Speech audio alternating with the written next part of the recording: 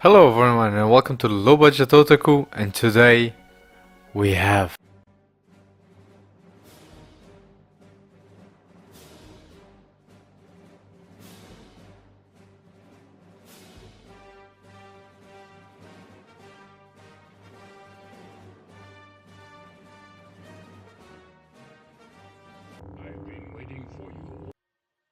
For those who don't know, the Play As Card variant line is a redesign of known characters. In this case, Star Wars characters like Darth Vader.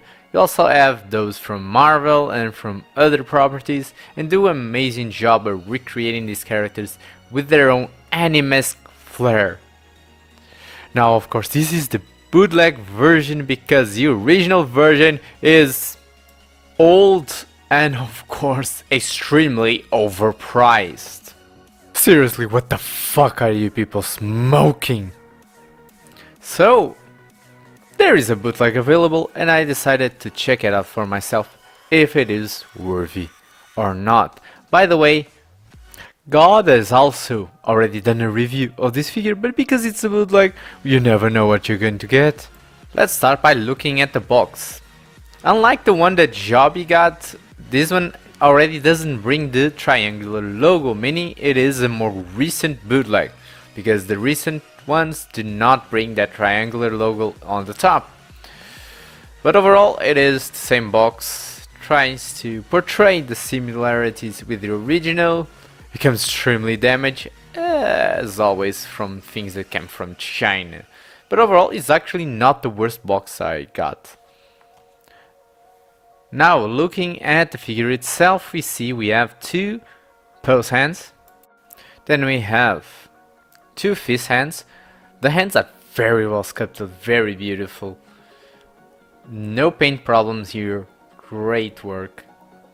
Then we have our two grabby hands for the lightsaber. By the way, let's look at the lightsaber.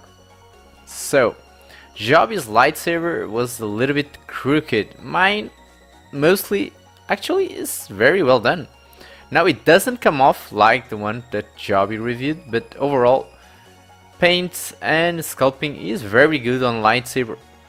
Much better work than the one that Joby showed on his review. Then we have left grabby hand, like Shock Force hand. Then we have this beautiful Force hand, also for the left hand.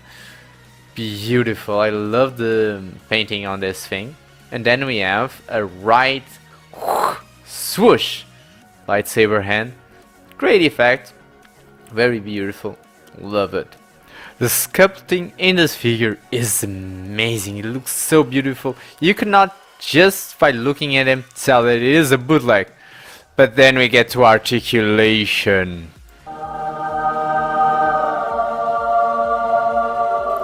So let's pick him up and let's look at the first problem, the head. Now, if you saw Joby's review, his head pops off.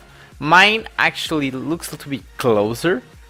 It doesn't pop off, but the only thing that seems to be moving is the neck, not the head. The head seems to be stuck, and the movement is weird.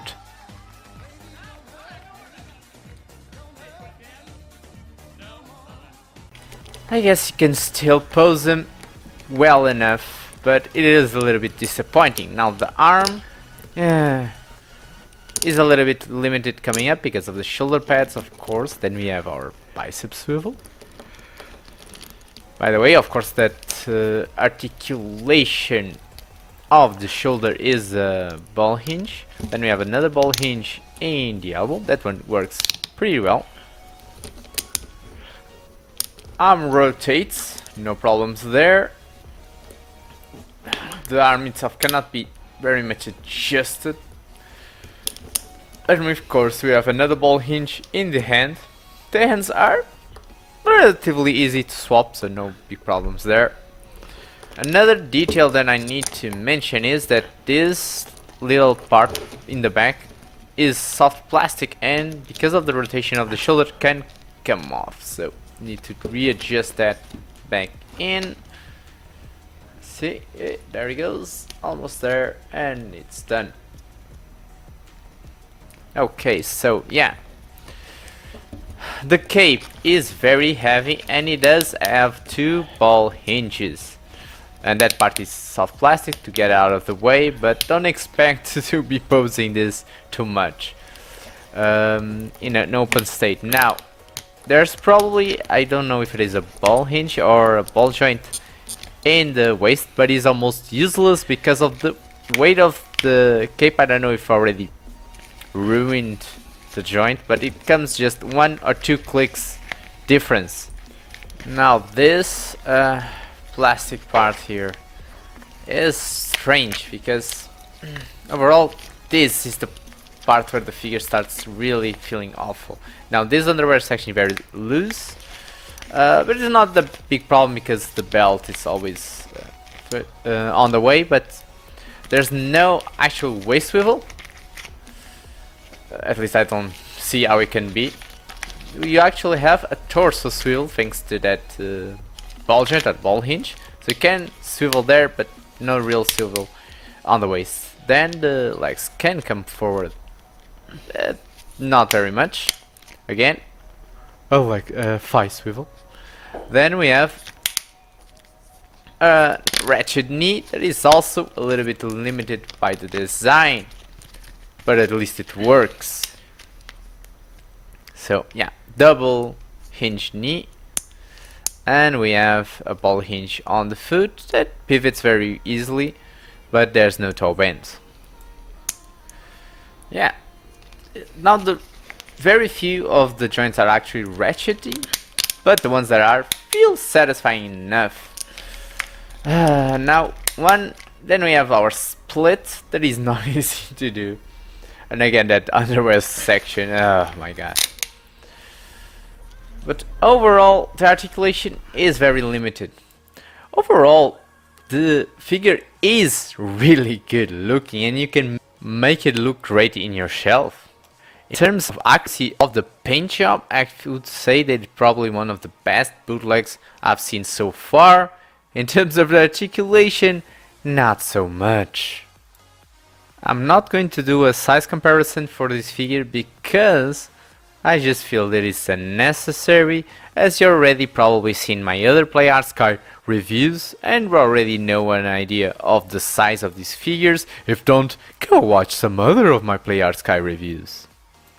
If you're a Star Wars fan and don't want to sell your kidneys for this figure, it is not a bad option, but quality may vary from figure to figure. With this one you won't have to sell your kidneys just to buy it. So it should be no surprise that even with the problems with the articulation, the amazing sculpting and the amazing poses that you can get from this guy will still get him my low budget otaku seal of approval.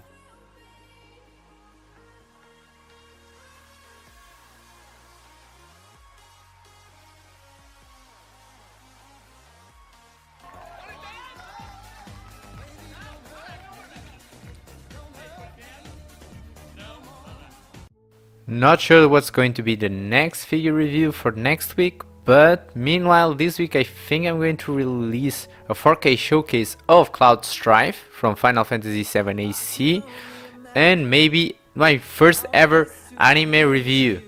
So stay tuned for that. I thank you all for watching, hope you enjoyed it. Don't forget to leave a like and subscribe for more awesome reviews. See you guys next time.